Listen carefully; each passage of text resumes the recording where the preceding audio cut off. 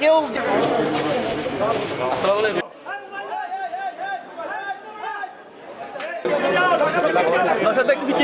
সভাপতি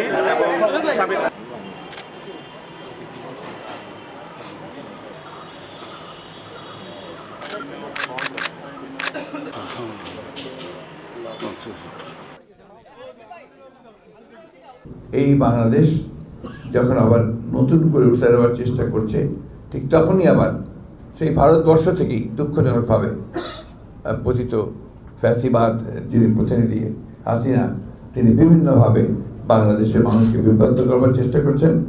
বাংলাদেশের এই যে একটা অর্জন, আপনার একটা নতুন দেশ নির্মাণ করবার যে সুযোগ সৃষ্টি হয়েছে, সেটাকে আবার ব্যাহত করবার চেষ্টা করছেন।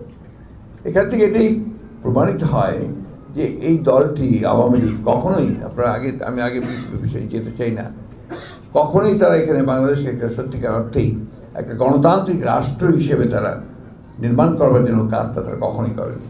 প্রথমেই বলেছি যে আমরা এই অন্তর্বর্তীকালীন সরকারকে আমরা যৌক্তিক সময় দিতে চাই, এবং সেই যৌক্তিক সময় যেটা বলেছি যে আপনার একটা সংস্কার, যেগুলো জায়গায় সংস্কার কথা বলা হয়েছে, সেই সংস্কার করতে যতটুকু সময় লাগে, বাট এটা যৌক্তিক সময় হতে হবে। এটা এমন না যে আপনার অনির্দিষ্ট সময়, একটা যৌক্তিক সময়ের মধ্যে সেটা করতে হয়, এটা স্পষ্ট করে বলেছি।